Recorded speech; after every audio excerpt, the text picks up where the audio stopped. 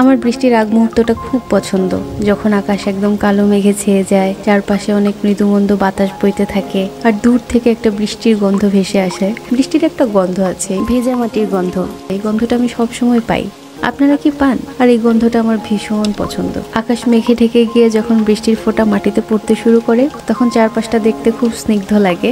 আসসালামু আলাইকুম, সবাই কেমন আছেন? কোরিয়ার বৃষ্টির দিনগুলো সত্যি অনেক সুন্দর। অনেক বছর পর আজকে বৃষ্টিতে ভিজলাম, খুবই ভালো লাগছিল। এবং আজকে একটানা 2 ঘন্টা বৃষ্টিতে ভিজেছি। জানি না জ্বর আসবে কি আসবে না, তবে জ্বর আসলো তাতে কি। বৃষ্টিতে ভেজার যে আনন্দ, সেটা তো আর অন্য কিছুতে পাওয়া যাবে না, তাই না? আর টিনের চালের উপরে বৃষ্টির ফোঁটার শব্দ আমার ভীষণ পছন্দ। আর তখনই আমার ইচ্ছে করে আমি আমাদের গ্রামের বাড়িতে চলে যাই। আমাদের যে ঘর আছে সেখানে উপরে টিনের চাল দেয়া। তো এখন যদি ওইখানে যেতে পারতাম তাহলে ভীষণ ভালো লাগতো আমার। কোরিয়াতে যেখানে আমাদের বাসা, এই জায়গাটা একদম প্রাকৃতিক পরিবেশে ভরপুর। চারপাশে সবুজে ঘেরা গাছ, রং বেরঙের ফুল, অনেক রকমের ফল গাছ, সবকিছুই আছে। আর বৃষ্টি হলে আসলে সৌন্দর্যটা আরো কয়েকশো গুণ বেড়ে যায়। গাছপালা, সবুজ ঘাস সবকিছুই বৃষ্টির পানিতে যেন আরো বেশি প্রাণবন্ত, আরো জীবন্ত হয়ে ওঠে। আমাদের বাসার কাছে একটা পার্ক আছে, হেঁটে গেলে 2 মিনিটের রাস্তা। তো এখানে এক্সারসাইজ করার জন্য অনেক ইনস্ট্রুমেন্টস আছে, বাচ্চাদের খেলাধুলার জন্য অনেক রাইড আছে, দোলনা আছে। তো দোলনা দেখলেই আমার খুব দুলতে ইচ্ছা করে, আমি আপন মনে দুলতে শুরু করে দেই। এই পার্কে চারপাশে পাখির ডাক আর দোলনার একটা ছন্দময় গতি, সবকিছুর মধ্যে নিজেকে যেন হারিয়ে ফেলছিলাম।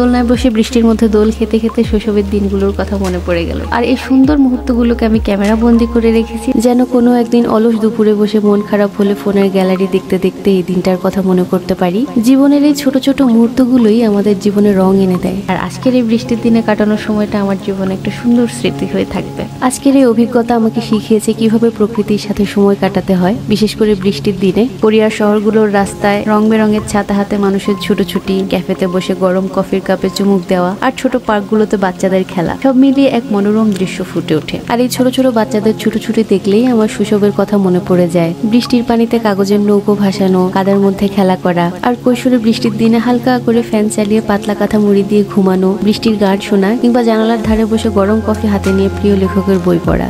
সে এক অন্য রকম স্মৃতি। ওই সুন্দর ছেলেবেলা আর কখনোই আসবে না।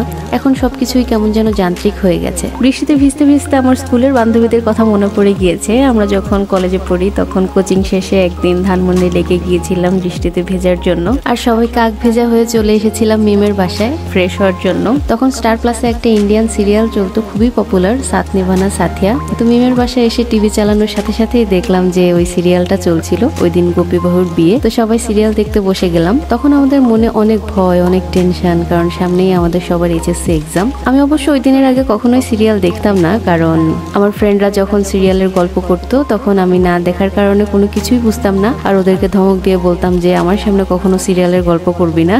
তো যাই হোক, আর আজকে আমার সেই বান্ধবীগুলোকে খুব মনে পড়ছে, খুব মিস করছি ওদেরকে, যে ওরা যদি থাকতো তাহলে আরো অনেক মজা হতো। কতদিন ওদের সাথে দেখা হয় না, কথা হয় না। আপনাদের এরকম সুন্দর বৃষ্টিতে ভেজার অভিজ্ঞতা থাকলে আমাকে অবশ্যই কমেন্ট বক্সে শেয়ার করবেন। আজকের বৃষ্টি ভেজার গল্প এখানেই শেষ করছি। আবার দেখা হবে নতুন কোনো গল্প নিয়ে। সেই পর্যন্ত সবাই অনেক ভালো থাকবেন, সুস্থ থাকবেন, আর আমাদের জন্য দোয়া করবেন। আসসালামু আলাইকুম।